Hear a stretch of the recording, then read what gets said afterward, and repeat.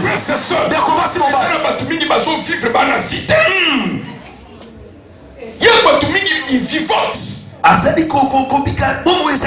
y a beaucoup de gens qui vivotent, mais qui n'ont pas la vie. La vie c'est quoi? La vie c'est comment? C'est d'abord le mouvement. La vie c'est la respiration. Vous avez remarqué que la vie n'a pas mouvement. Comment expliquer aux autres cas? Mais si vous avez un mouvement, ça l'a gâté. Et pour nous, si vous avez un mouvement, si il y a des choses à faire, ça l'a gagné. Mouvement. Et puis ça faisait mouvement. Mouvement. Bon, il faut écouter que les autres mouvement. Ok. Le bon mouvement. Mouvement. Frère, il y a un mouvement, ça a été. Et puis aux autres qui ont la vie, mouvement, il n'y a pas de mouvement. Bon, vous connaissez pas de la vie. La première des choses que Dieu te donnera, la première dimension de Dieu, Dieu va te communiquer la vie. Recevez la vie. Partout tu seras, que la vie marche avec toi. La deuxième chose, la Bible dit, moi le Fils de l'homme, je vous donne de l'abondance. Papa Jean-Marie, il faut fouler dans la vie. Amen. Il faut fouler qui s'ama. Et c'est la dimension. Il y a mis le Fils de l'homme à paix, ça n'est pas battu. Amen. Qu'elle soit dans l'abondance. C'est pourquoi dans les jardins, vous remarquerez que les gens vivaient dans l'abondance. Il est écrit, je souhaite que tu prospères à tous égards. Et que tu sois en bonne santé. Tu dois vivre l'abondance. Papa, j'avais dit là que vous vendez vous sentez que autant de vie. Vous que c'est un ok. L'abondance veut dire quoi? Beaucoup de gens, ils ne vivent pas l'abondance. Mais si l'abondance est sali, on senti que biloko nyonso eza kokoka. Kokoka kakate elekina esiko yoso kanisi. Ok. L'abondance. Il y a une multiplicité de choses. L'abondance. Tu ne peux pas connaître le nombre de tes amis. C'est ça l'abondance. Tu vis dans l'abondance. Mais beaucoup de gens, frères et sœurs, la force du mal, comme nous avons dit le dimanche passé, est en train de gérer ce que Dieu les a donné. Voilà pourquoi je suis élevé ce matin en qualité de prophète pour déclarer la richesse dans ta famille. Vous ne servirez pas Dieu pauvre. Dieu ne connaît pas la pauvreté. C'est parmi les signes de la sorcellerie. Un homme ne peut pas vivre de la pauvreté. Je vous ai dit le dimanche passé qu'il y avait un prophète, un serviteur de Dieu. Il est mort pauvre, craignant Dieu. Mais il soit pas esclave. Frère, à tout continue.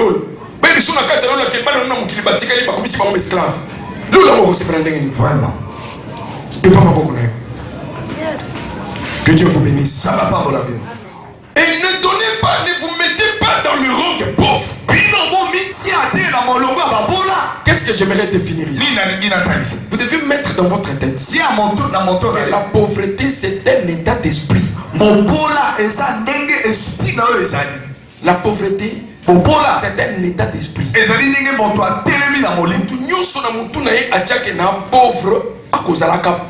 Okay. C'est un état de l'esprit. Comment expliquer quand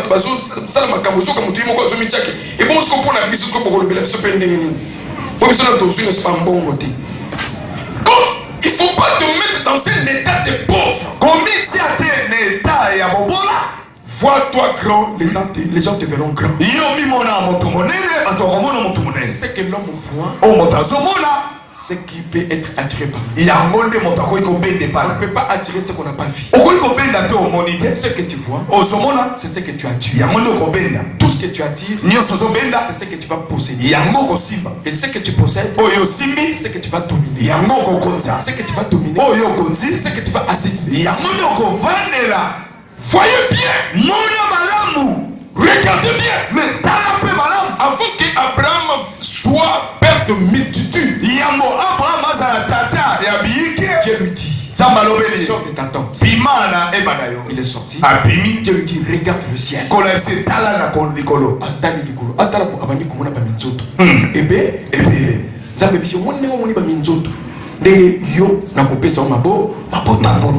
À cette époque-là, Adam sans enfant. Il sait que Minzoto ils ont représenté ma beauté dans le pays. Oh, mais sur les monités, ils ont passion bien. Vraiment. C'est un état d'esprit frère. Son comme on a qu'à grandir cause de la grandeur. Ok. Je vous dis frère. Merci bien. Voyez ce qui est grand. Ayez des pensées positives. La Bible dit ce qui mérite l'approbation. Digne de louange. Soit l'objet de votre pensée.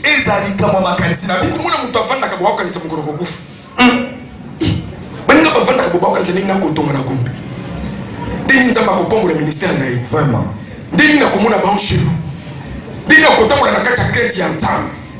Mais c'est ce que lui pense. Alléluia. Amen. L'homme est le fruit de ce qui vient dans sa tête. La pauvreté, c'est un état d'esprit. Vous allez remarquer ça même à l'église. Moi, 5 $. Tant que vous pouvez contribuer dans mon salaire, vous pouvez venir dans quoi ça? Il a un état d'esprit pauvre. Pour les 10 $, c'est lui dit trop. 10 $ est payé. Pour les 100 $, c'est lui dit trop. Alléluia. Amen.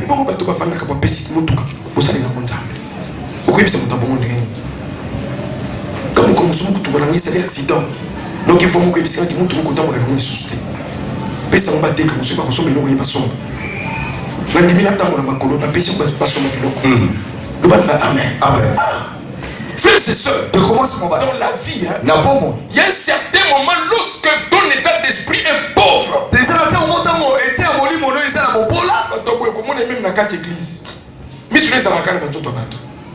Même si il y a dans le corps des gens. Montre-moi, il faut ça 2000 francs. Faut fréter et s'intéresser à la vie à battre. Alléluia. Amen. Il y a ce temps la casse à battre. Frère, tant que ça va tout bakabela kinga. Vraiment, hein, na sombité. Okonyo koma bamba, ngaba katam su bakabela kinga. Patriarche. Alléluia. Amen. Jusqu'au mis nous na sapato na ngai. Nzamba kabela peso moi 200. Oloso 200 no sale na ba calcul normal ya vie. Kende ko ka sapato mona ke pa pa. Ya pasteur. Merci. Bon sur na bakabato. C'est ça. Okonyo koma. Le bas état d'esprit. État d'esprit. La pauvreté, c'est un état d'esprit, frère. Pour l'esprit à votre zali, sortez dans cet état. Il ne faut pas comme toute ta famille voir les choses. Tu dois voir autrement. Tu dois penser autrement. Tu dois agir autrement. Oh, écoutez-moi, cher frère. Écoutez-moi attentivement. La Bible dit, une fois Jésus était avec les disciples. Comme quelque part, Jésus a eu Kinzala. Amen. Donc tu peux mon abino. Jésus a eu Kinzala. Il désire. Il m'a dit habiter le coin de Kinzala. Namoni fiki mo kweza wana. Na kile na buka mbuma nalia. Ba okenya ba disciples. Ba ko pembeni boy fiki et ça dans mon côté. Écoute frères et sœurs, l'homme de la foi, l'homme qui vit la prospérité, c'est un homme qui vit dans la foi. L'homme de la foi, c'est quelqu'un qui est capable de changer sa saison. L'homme de la foi n'a pas de saison. Parce que la prospérité marche avec la foi. Avec l'esprit positif. L'homme qui a la foi dans son cœur, il a influence même si sa saison. Yesu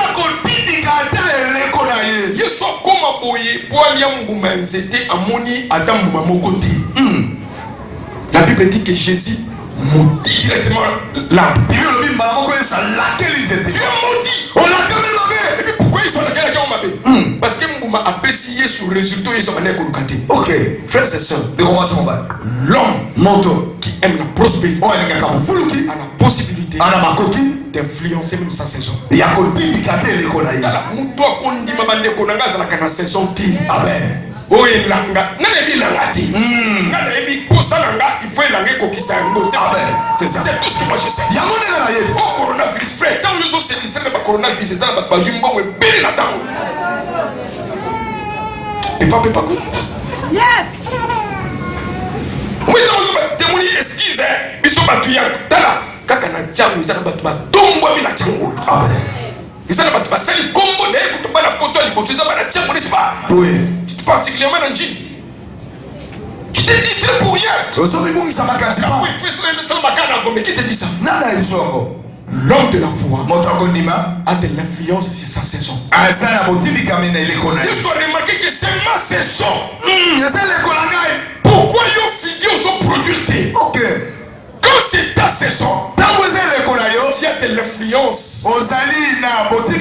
as de l'influence. Partout tu seras. La Bible dit parce que figure pour y couper ça y est sur résultat ils sont venus pour ok. Je parle de quelqu'un. Le temps est arrivé où tout ce que toi tu dois rencontrer dans la vie, ça t'a produit de résultats que toi tu vas. Amen. Le temps est arrivé. Je n'ai pas besoin de saison. Au monde de langa, il faut qu'à tomber la carte. Vraiment. L'homme de la foi ne voit pas des choses comme tout le monde. Ne voyez pas comme tout le monde. Vous avez une dimension devant les choses. Je vais rappeler à quelqu'un quelque chose. La famille à Joseph Bazalaki n'a pas de belé. Ok. Mais lui soit nzambe mounaki Joseph. Et Joseph Bazalaki obligé à mon lokola batunyo so. Ya bande kolota bandoto. Ok. Et la bandoto ne papa na maman ba fuka. Bande kone ba fuka ba bandoto nanga. Bandoto nanga. Et koko kana na bandoto ba voisin. Et koko kana bandoto ba voisin. Tu as des rêves que tu dois voir. La prospérité c'est un état d'esprit. Il est lié à la foi. N'agis pas comme tout le monde. Ne voyez pas comme tout le monde. L'Éternel est en train de te voir dans la grandeur. L'Éternel est en train de te voir dans la grandeur. Écoutez, la personne qui nous livre, je crois il y a... J'aimerais qu'on lise ça, c'est vraiment important. C'est très très capital. Luc chapitre 16. Luc chapitre 16. Et je vais m'arrêter aujourd'hui ici. Suivez-moi attentivement. Luc chapitre 13. Luc chapitre 13. Et plutôt 16. Verset 19. Luc 16. Papa, tu peux nous lire le verset 19 jusqu'au verset 21. Luc 16, verset 19 à 21. Ok. Il y avait un homme riche qui était vêtu de pourpre et de fin lin et qui chaque jour menait joyeusement et brillante vie. Un pauvre nommé Lazare était couché à sa porte, couvert d'ulcères et désirait de se rassasier de miettes qui tombaient de la table du riche. Même le chien venait encore lécher ses ulcères. Le pauvre mourit et il fut porté par les anges dans le sein d'Abraham. Merci papa.